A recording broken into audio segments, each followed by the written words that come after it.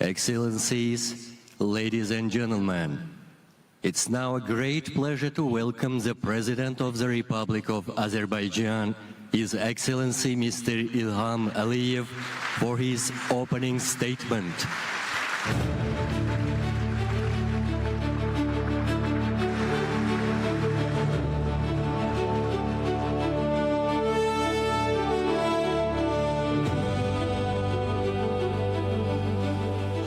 Excellencies, ladies and gentlemen, dear guests, first of all, I'd like to welcome all the participants of the World Urban Forum in Baku and wish the forum success. We have probably the record number of registered participants. This morning I got information that we have more than 45,000 registered participants from 182 countries. So this is the second biggest international event ever held in Azerbaijan after COP29, which was held 1.5 years ago. And I hope that the outcome of the WUF 13 will be as successful as COP29. I think that during these days in Baku, many of our guests who visited us for the first time will have opportunity to know our country, our city better, and to see with their own eyes what is being done in Azerbaijan with respect to urban development. Azerbaijan is situated between Europe and Asia, and always was and is the place where East meets West. And this also is reflected in our country's architecture. So if you walk inside the ancient walls of the old city of Baku and just cross the street, you will find yourself in absolutely modern surroundings of Baku Boulevard, which used to be free and now is more than 15 kilometers of the seaside promenade area. And next to that are the buildings of 19th century, which were designed and built by European architects. So this natural harmony in Baku between old and new, between the preservation of our historical heritage and need for urban planning and modernization, really is a vivid demonstration of the talent of our ancestors and how we are preserving our historical and architectural heritage. Urban planning, not only for Baku, but for many cities of Azerbaijan, is something which we are working on a daily basis. This year, by my decree, was declared the year of urban planning. I'd like to express gratitude to UN Habitat for their support in organization of this event, for cooperation, and for entrusting us with this very responsible duty to be a host of WUF 13. Since 2022, we, together with UN Habitat, held 3 national urban fora in Azerbaijan, in Agdam, Zengilan, and Khankendi, the cities which were under occupation for many years.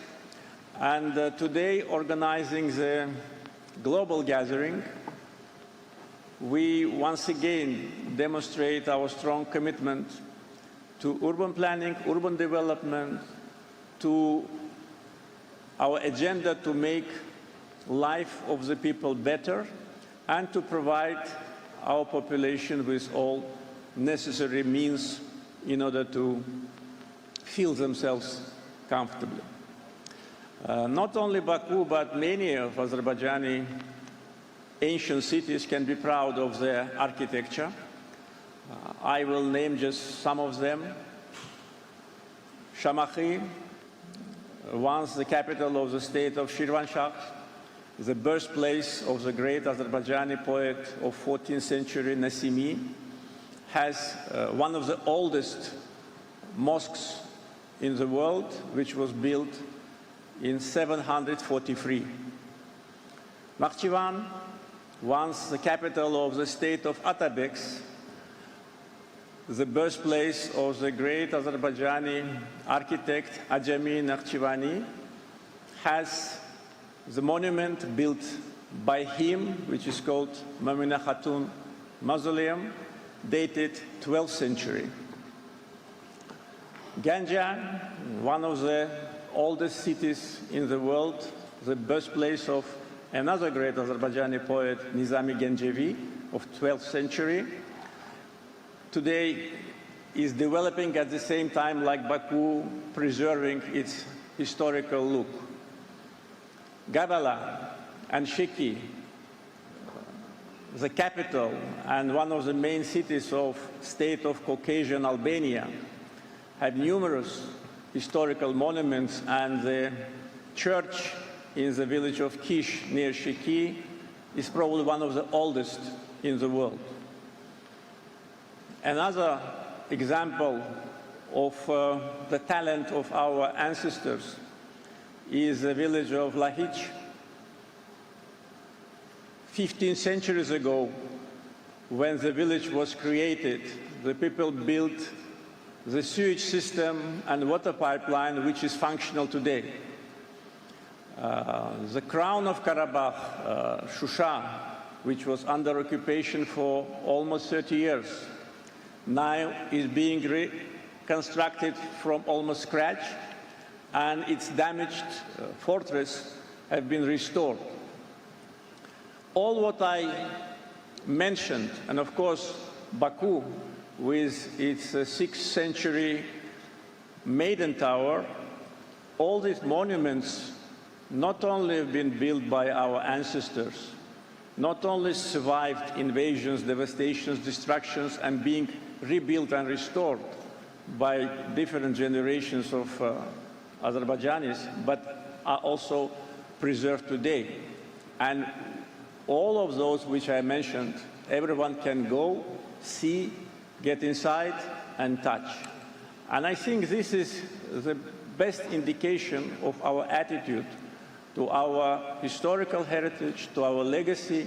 We are proud of it, proud of our ancient history, which is reflected not only in our music, poems, but also in architecture. And our duty is to preserve it for the next generations, and the next generation will do the same, I'm sure. And today, with all understanding about the necessity of urban development, especially in the capital cities, we must be brave and cautious.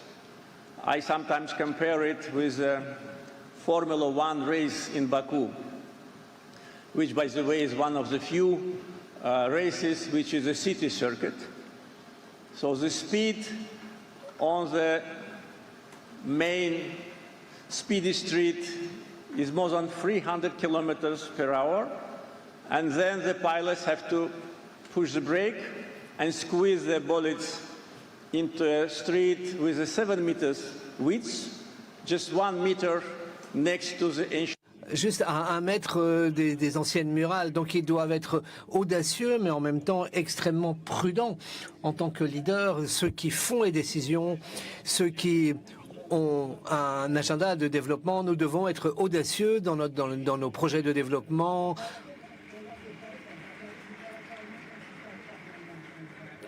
dans créer les meilleures conditions pour notre population, dans la modernisation, et en même temps être extrêmement prudent quand il s'avère de la préservation de notre patrimoine historique. L'une des principales tâches pour notre gouvernement actuellement, c'est la reconstruction d'Engezur orientale et le Karabakh, qui a été sous occupation étrangère pendant plus de 30 ans et qui a souffert une totale destruction et dévastation. Les observateurs internationaux et les visiteurs comparent Afdan avec Hiroshima. The Hiroshima of the Caucasus, because the city just did not exist.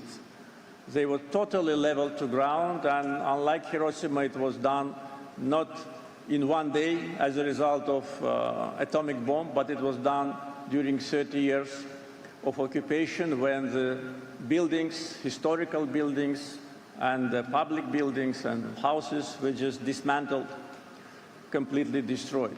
So now the program of big return is being implemented, and the master plans for cities and villages are prepared. I can, of course, bring a lot of figures, but we'll only bring two. The length of the tunnels which we are building now in 5 years. 70 kilometers have already been built, 5 more to be built, 435 bridges have been built out of 500.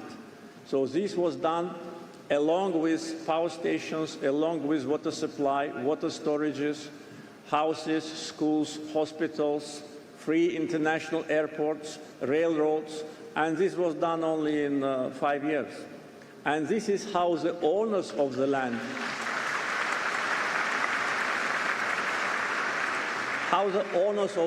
behave, unlike those who come only to demolish, to destroy, and to bring sufferings.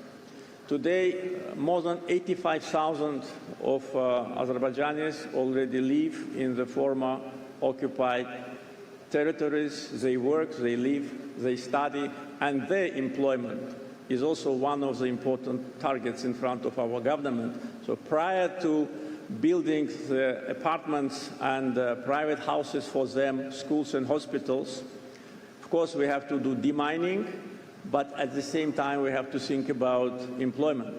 So numerous industrial zones which are already created and will be created in those areas definitely will support the rapid return of hundreds of thousands of people who were deprived from their fundamental right to live on their own land. Talking about Baku, a couple of things more. We had to do a lot of environmental works. Baku was the first city in the world where the oil was produced back in 1846. And throughout these 180 years, almost all these years, there was zero respect to environmental protection. So Baku was heavily polluted. And if I name some parts of Baku, like Black City, Bibiabad, Berkshire, maybe for foreigners it doesn't mean anything, but if you have time to visit these places and to have some video footage or pictures how they looked, say 20 years ago, and how they look now, you will see what has been done in order to create environmentally friendly space in Baku. Instead of Black City, which was heavily polluted, and that is why it was called Black City, today we have White City, the model of urban development. It's a city inside the city. Another demonstration of urban development is a resort city, Sea Breeze, and I highly recommend our visitors to go there, especially those who like to swim in cold water. I know some of them there in this hall, to go just to see another example of the modern urban development. In the last 20 years, we created 100 parks and square gardens in Baku, and 19 have been totally renovated.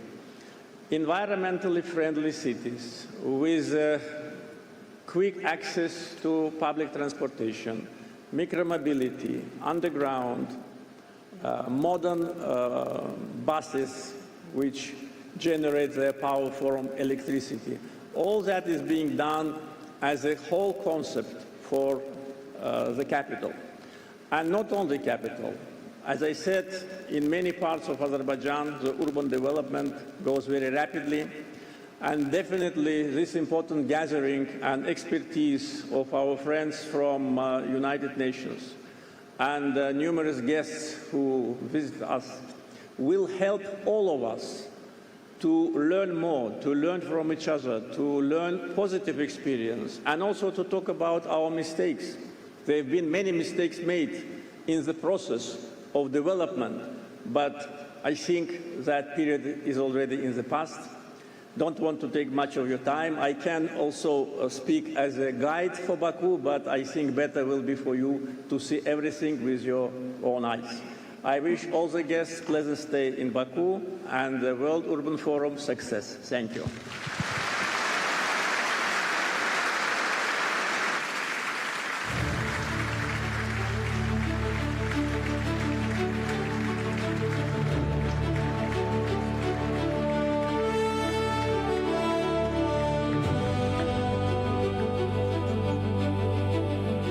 Ladies and gentlemen, we will now listen to a statement by video from the Secretary General of the United Nations, His Excellency Mr. Antonio Guterres.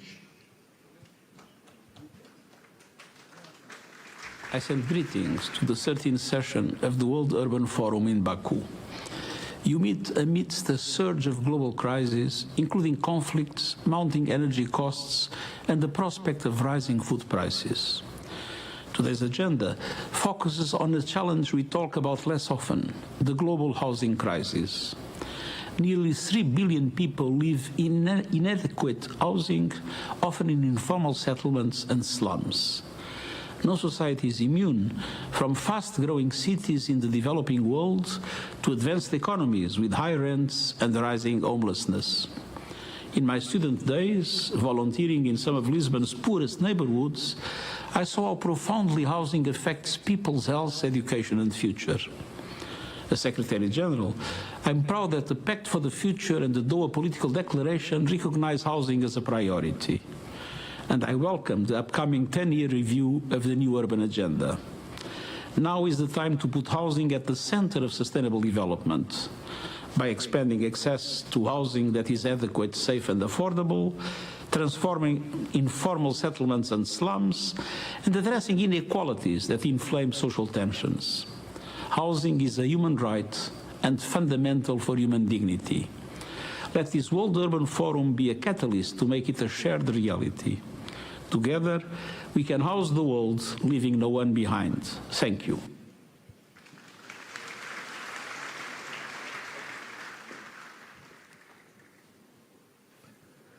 Ladies and gentlemen, we'll now listen to a statement by video from the President of the United Nations General Assembly, Her Excellency Ms. Anna-Lena Baerbock. Excellencies, ladies and gentlemen, affordable, safe and decent housing is a fundamental human right. It is the foundation of dignity, health, security and opportunity. Yet today, that foundation remains out of reach for far too many people, with more than 1.1 billion people still living in informal settlements or slums, and more than 300 million people homeless. The consequences extend far beyond housing alone. Without safe housing, health erodes. Education is disrupted, insecurity deepens, inequality hardens, and communities become more vulnerable to climate shocks and disasters. The 13th session of the World Urban Forum therefore comes at an important moment. It provides an opportunity to strengthen action on the housing crisis, while connecting that work to the broader challenge of sustainable urbanization. The participation of 28,000 people at this forum reflects both the depth of global engagement and the scale of the responsibility before us. Let us be clear, there are no simple solutions to a crisis of this scale. Building more houses is necessary, but it will not be enough on its own.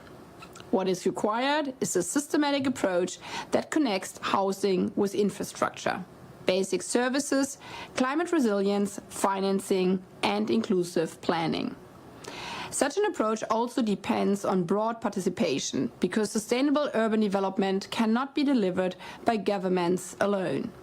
It requires local authorities, communities, civil society, the private sector, and experts, as well as residents themselves, to help shape the cities in which they live.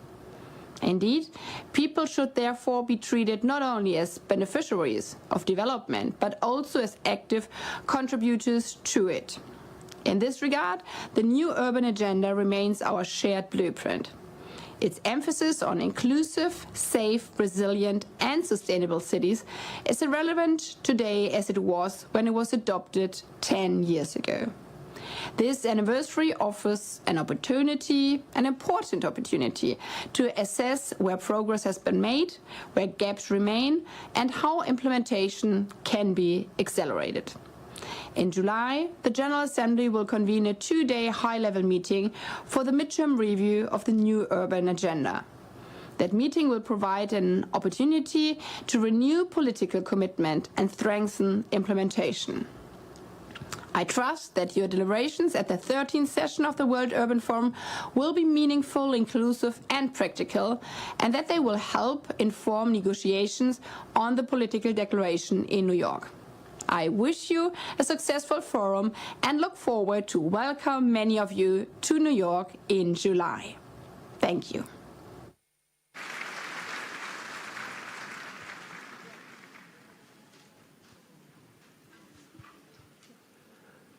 Ladies and gentlemen, please welcome the President of the United Nations Habitat Assembly, His Excellency Mr. Na Korming, for his opening statement.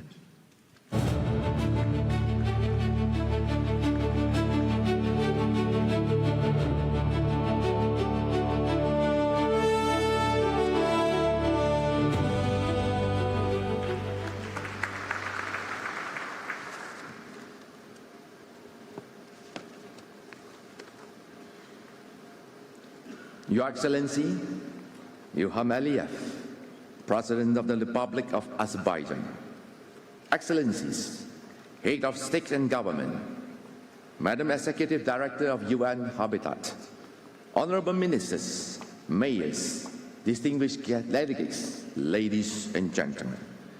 It is a profound honor to stand before you in the historic city of Baku, at the crossroads of the ancient Silk Road and a city of the future with its modern skyline on the Caspian Sea.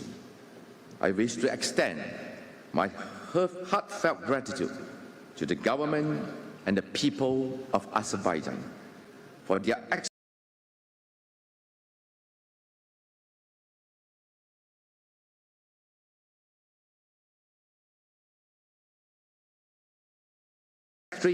extraordinary hospitality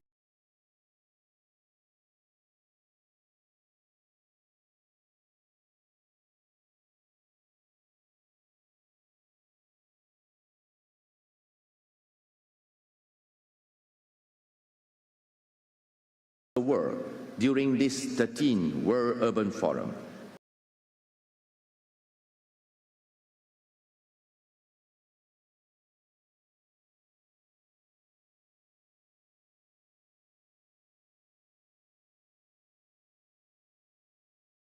Let us recall a fundamental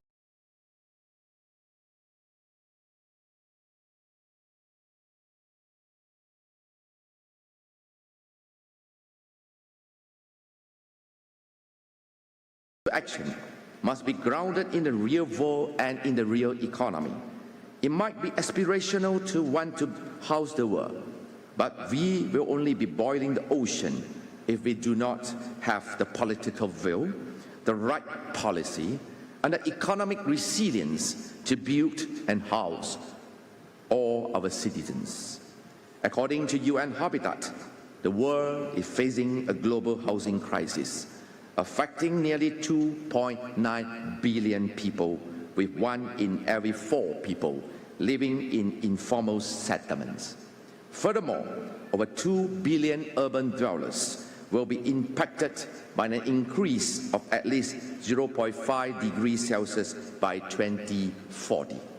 For those trapped in inadequate housing, these are not just numbers.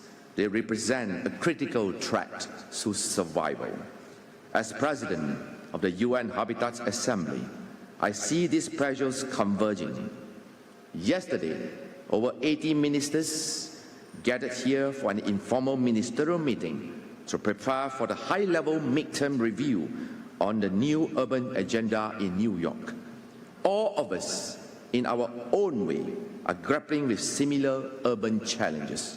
However, if we unite in common shared purpose, we shall overcome together. I'm here to tell you that we do not to face it alone. Instead, let us double our efforts to localize the implementation of the new urban agenda to achieve the Sustainable Development Goals. As you know, the Habitat Assembly established the Intergovernmental Working Group on Adequate Housing for All. This is our historic platform for multilateral cooperation, the bridge that connects global policy to local delivery. Excellencies, while I stand here as President of the Assembly, I'm also guided by the experiences of my home nation, Malaysia. This journey implementing the new urban agendas is guided by our Malaysia Madani vision. We have delivered over 1.1 million affordable homes, achieving a 77% home ownership rate. We have also surpassed our green targets with the planting over 115 million trees. Furthermore, 60% of the local authorities have completed voluntary local reviews, providing that when government is strong and communities are empowered, the SDGs move from the policy to positive impact on the ground. Excellencies, I ask you today, when you look at your city maps, do not just look at roads and zones. See the faces. See the young entrepreneur in a slum who need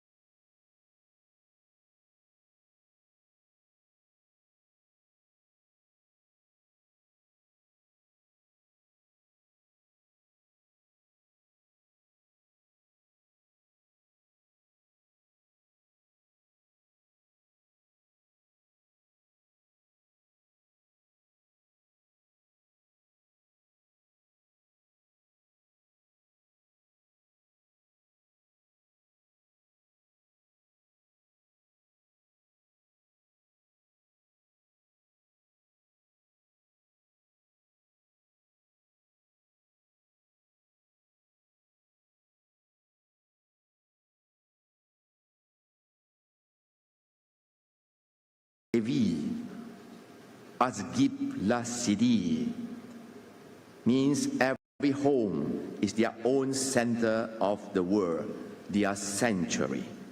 The feeling of being at home is especially critical when the world feels unstable, when the institutions falter, and when technology transforms our societies. In those moments, remember this: the future does not belong to those who predict it. It belongs to those who built it. And our task this week to be the builders of an urban future for all. Once again, I'm inspired by the Azerbaijani proverb that resonates deeply with our work. Dama dama go okla, aha aha sell okla. Drop by drop, a lake is formed, and by flowing, a river is made. Let us take the wisdom from the Azerbaijan and make this a better world. So every policy you debate, every partnership you forge, and every commitment you make in the Baku call to action is a drop of hope. Together, let us create a river of action that carries us towards a future, and no one and no place is left behind.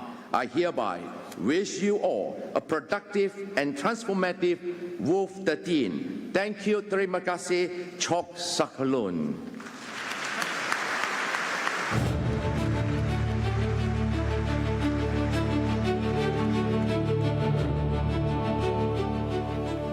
Ladies and gentlemen, it's now a pleasure to once again welcome the Executive Director of UN Habitat, Ms. Anna Claudia Rosbach, for her opening statement.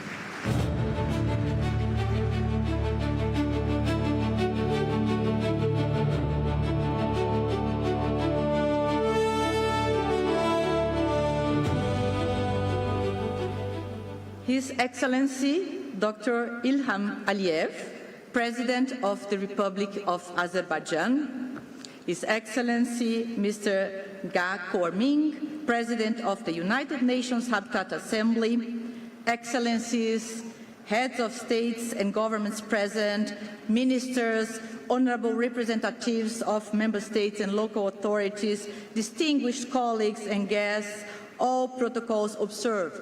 Let me correct my initial welcome. I wanted to say welcome to a sunny day in Baku. It is Monday. Well, know that we all have to work this week, and very hard.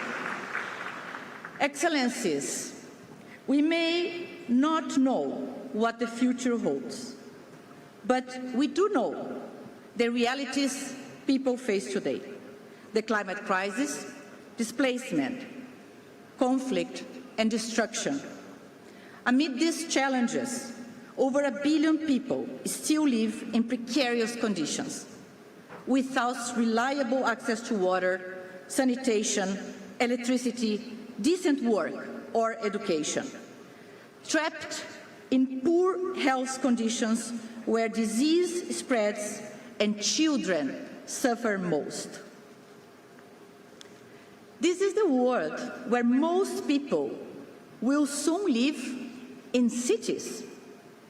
Cities where many young people, older persons, migrants, and newcomers cannot afford to live. Cities where more people are pushed onto the streets and into informal settlements. Cities increasingly divided between those who have and those who do not. Excellencies, colleagues, it is no surprise that tens of thousands of us from communities around the globe to high-level leaders are gathered here in Baku to address one critical question: how, in this era of uncertainty, instability, and destruction, can adequate housing be made available to all? Despite the intense rainfall and thunderstorms that have affected parts of Azerbaijan in recent days, we could see that yesterday, Your Excellency, we have come together here in Baku with resilience. This is what we call for cities: determination and a shared sense of purpose.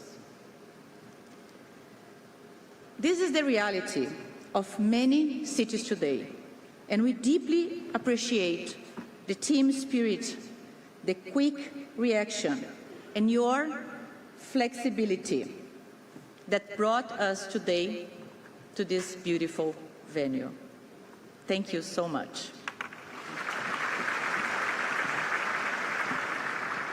The level of interest and participation in WOOF 13 has been truly exceptional. Never before has a forum of this nature brought together such a vast and diverse global audience, reflecting the growing recognition that housing and sustainable urban development are central to our collective future. So, let us remind ourselves that collectively we are not starting from scratch. Across all regions, housing is becoming a central policy priority, linked to economic growth, social inclusion, and climate resilience. Across Africa, governments are advancing affordable housing, informal settlements upgrading, and infrastructure investment. In Asia and the Pacific, several countries are pursuing urban renewal, affordability, and large-scale housing expansion. In Latin America and the Caribbean, social housing and transit-oriented development are gaining momentum. In the Middle East, housing is increasingly tied to economic diversification and demographic change, while in Europe and North America, governments are strengthening affordable housing, rent regulation, and supply-focused reforms in response to growing urban pressures. Friends, as the world turns its attention to housing, let us also remind ourselves of the common principles and perspectives we already share. We recognize that the housing crisis is a crisis of equity, resilience, and human rights, and that the future of our cities will be shaped not by exclusion, but by inclusion. Cities cannot thrive when housing systems fall. We know that when people lose their homes, they lose far more than walls and roofs. They lose safety, livelihoods, and a sense of belonging.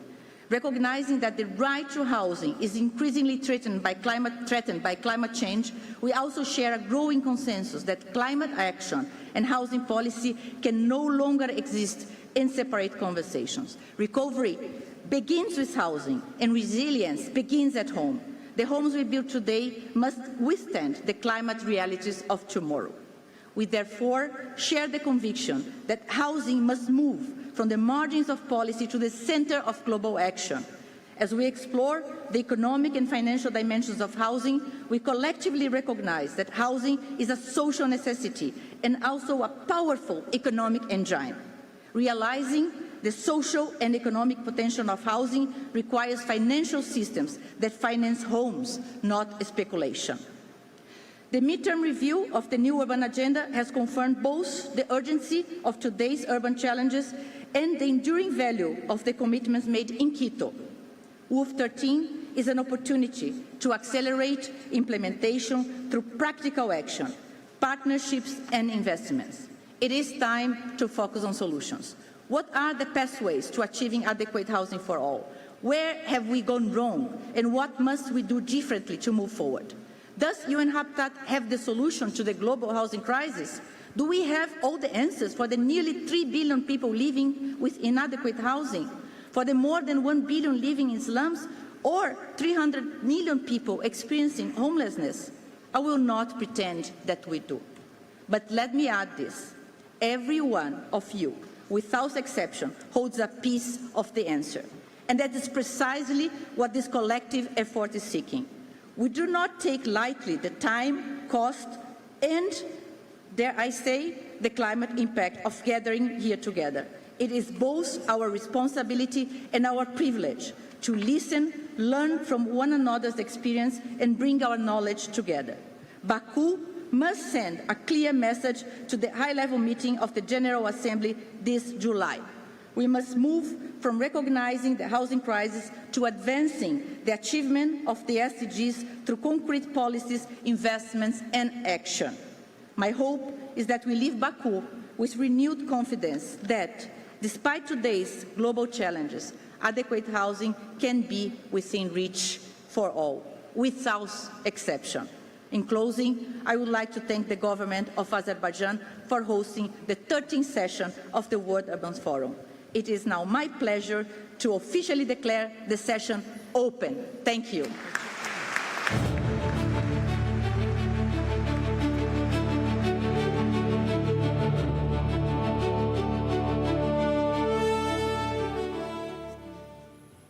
Ladies and gentlemen, we now have the pleasure to screen the official WOOF 13 video by the host country, Azerbaijan.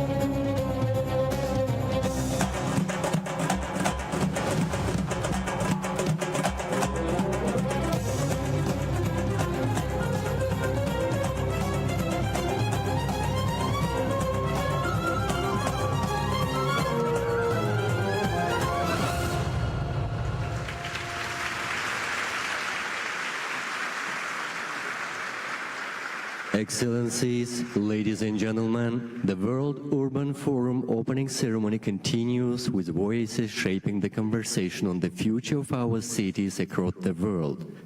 We are pleased to welcome stakeholders from around the world to deliver their statements in 30 minutes. Thank you.